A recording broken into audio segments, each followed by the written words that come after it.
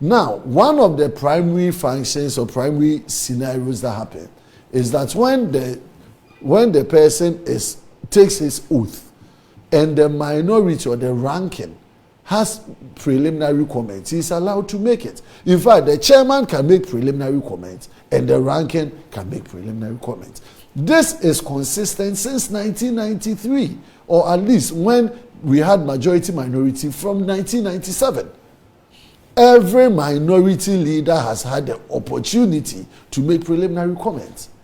And so when the minority leader is making the preliminary comments and a majority leader disagrees, it is only fair that you wait for him to conclude his matters and then you have your bite. Of course, if you think that his submissions borders on some provisions of the standing order breaches those provisions, that's why you can come on a point of order. And Ayariga came in a couple of times on points of orders. But it had become one too many. Because you see, when I'm reading a speech or I'm making a submission, and you don't allow me to make my point to the end, you cannot even appreciate the point I'm making. Words can be misconstrued unless you take it in context. So sitting in the vetting room, I was completely taken aback by that posture or practice that, yes, the minority had come in with a strategy to come and embarrass the judiciary and so on. I disagree. We never took a decision to come to the floor of the House or to go to vetting and then embarrass anybody. That had never happened in all the briefings we took before going for the vetting. But we were entitled to make a strong case of our position. And if certain words are used and you think they are harsh, of course, yes, you raise it. The speaker or the chairman has a right to make a ruling. And then if he thinks it is harsh and has to be expunged, he makes those declarations. But the banter between Ayariga always trying to object to every single word when you use it and it doesn't sound good in your ears, for me it's improper. Because in the House of Parliament, several words have been used that have gone. It's only if I use the word foolish. Foolish is a word. Unless you contextualize it in the statement I'm making, you cannot tell me that I've insulted anybody. But because Afenyo Maken had been interrupted so much, the sense of what he wanted to put across wasn't even there for people to make a judgment on. And that is why now there is that posturing or understanding that someone or the minority leader sought to embarrass the judiciary. Far from it. After all, why? We had made it a point time and again that we have no issue with Paul Baffoe-Bonnie. He's a wonderful judge. He's been at the Supreme Court from 2008. He's been one of the senior judges in this country. He's been at the bar for over 40 years or close to 40 years. So how would anybody in his rational contemplation have issue with him to serve as a Chief Justice? But when there are procedural breaches and we think that we have a case to make and we are saying that hold on for us to exhaust the process and you even disagree with me, let me make my say. After all, they say the minority will make their say or will have their say, the majority will have their way. Okay, Isaac, let me just two questions before Uncle Kwesi comes in. Why do you think that a vetting forum, is the right place to articulate your issues about what you deem to be procedural impropriety relative to the removal of Tokono? That's number one. Okay. The second question is this, that you were brought there, appointment committee members, to come and ask questions of a nominee. Yeah. Okay. Now, couldn't you have taken advantage of the questions, the opportunity you had to pose those questions to Baffoe-Bonnie, okay, relative to whatever disagreements you have with the way the Tokono matter was handled? Okay? Yeah. Okay. So that's my second question. Okay. Because you lost that opportunity. Yeah. Because you didn't even participate in Yes. it. Okay. The third one is this, that Tokonu is not the one who's going to be vetted. And yet, when the minority leader started his submission, in fact, that preliminary comments matter you mentioned is strike knowledge. That is not something that's even backed by the standing orders of the House. Yes. It's just time-tested convention. That's correct. So that the chairman of the committee could have stopped him and said, look, go, don't even do it. Yes. And he won't have any basis Yes. except a moral one That's correct. to question the chairman for stopping him from making those comments. That's correct. So my point is that this is a matter which has been litigated in Parliament for a very long time. In fact, just a day or two before the sitting of the Appointments Committee, you brought it up. Okay? You're a lawyer. You've read the principles of res judicata. The matter has already been litigated. A decision has been made. And yet you brought it up again at the committee. So 3 questions in one. Please help me with this question because I'm wondering. Okay. So, you see, that is why I said preliminary comments are not supposed to be substantive matters for presentation. And that is why I believed that if we had exercised a little patience or leadership from Ayariga through the chairman and then the minority leader, if we had understood and had some caucuses on how these things are supposed to be dealt with, we shouldn't see what we saw.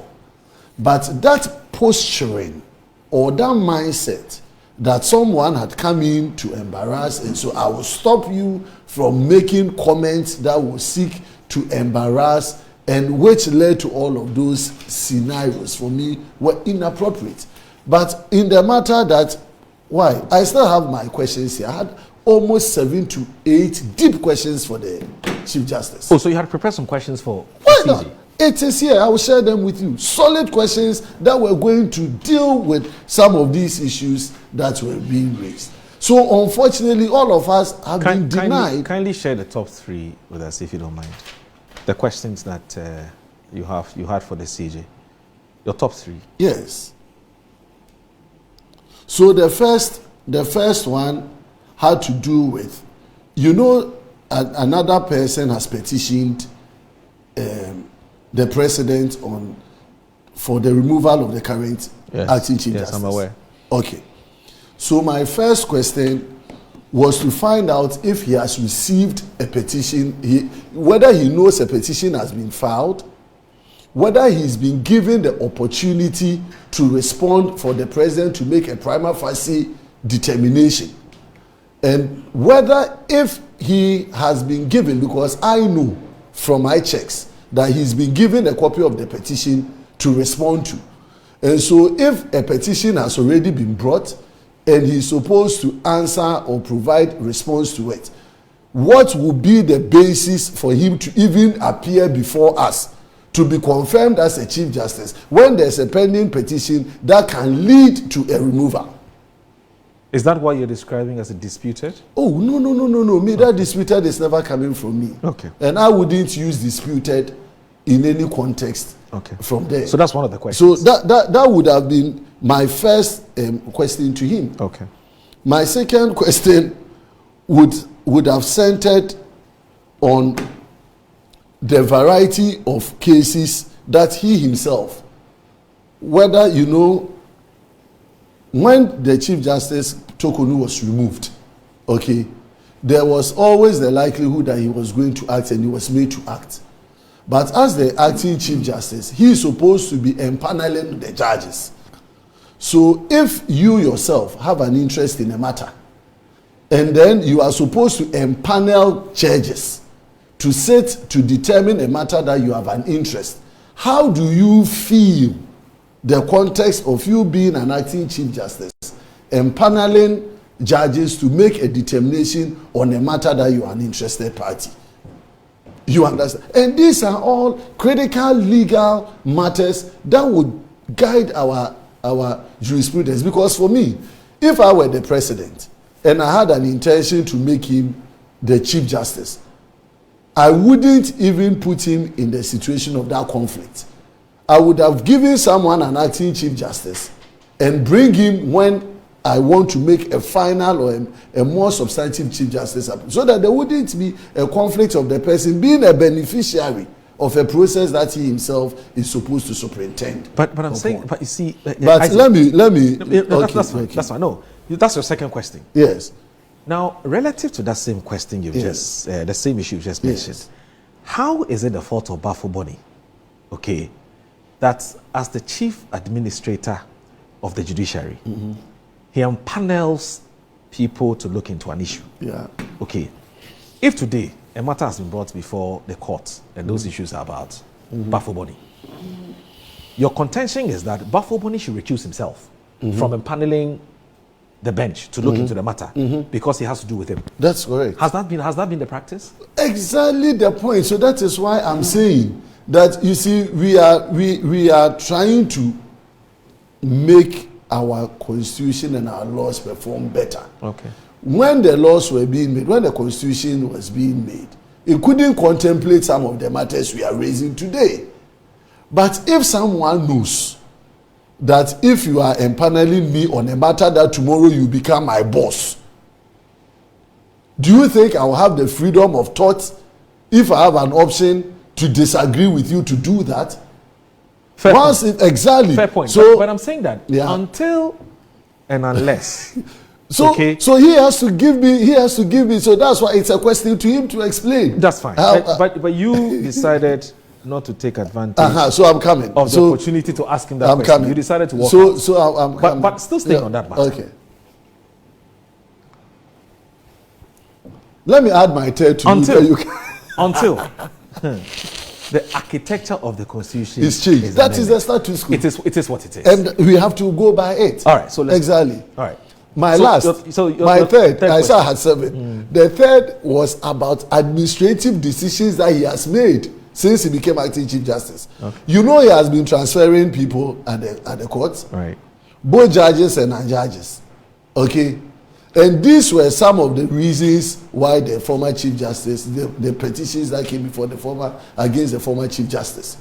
Okay, so I had some specific details which I will not put on record here, which if I had the benefit of interrogating him or vetting him, I would have put before him, which were very similar. So the question would have been what? The question would have been what? Yes. So is he guided by those decisions that he's made today as acting Chief Justice, right, and whether he thinks that those decisions that his predecessor had taken was wrong? Okay, let me ask you this, Honorable. Are you, by this submission, suggesting, or the impression I get, let me rather put it that way, that you were more interested in your minority leader taking his time to deliver his preliminary comments, than posing these questions to the Chief Justice? You know, those preliminary comments come as a matter of practice. It wouldn't have taken even 20 minutes. No problem, but I'm saying that. Maybe you're not getting my question. Is that yes? Could you, as members of the minority, have implored upon your leader and said, look, listen, you want to make your preliminary comment, whether 5, 10, 15, 20 minutes, that's not for me the issue. But the majority leader and the chairman appear to be comfortable. So you know what? You let it slide.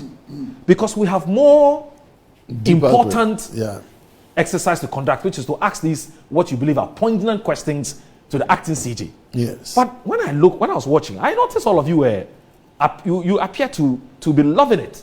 Oh no! The banter between Apenyo Making and the majority leader. No, we couldn't have loved it. No, but all of you were full of smiles. But you realize that. To ask. Yeah, you realize that when your leader is on the floor making his point, the best you can do if you have a view or you want to even make a comment or an advice is either to send a message or to go speak into the ears and so on and so forth. And we have various ways that we communicate. There are various ways we communicate to our leaders if we have a concern or you have a comment. But my worry was the unnecessary attempt by the majority to gag And this is where I'm coming from, because I'm saying that as former minority leaders of the House, who have had the benefit of making even worse preliminary comments adverting. We've had worse preliminary comments adverting in years past, and nobody had taken offense. Because whether you like it or not, we all know that after you've made those preliminary comments, the eating is in the pudding. Okay, but when you engage and you try to frustrate and make comments, who do you think you are?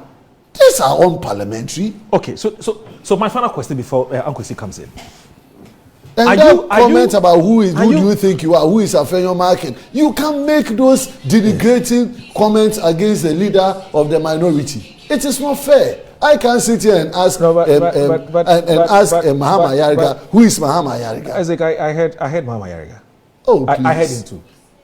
He said you. Were you happy? No, were you happy with his choice of words? Because you are Effia MP. He didn't say who you are. I mean, who do you think you are? It's a bit go back to Hansard. I will bring you the Hansard that. When he said, "Who do you think you are?" He said that. Oh, you have it in the Hansard. Yes. I'll bring you some.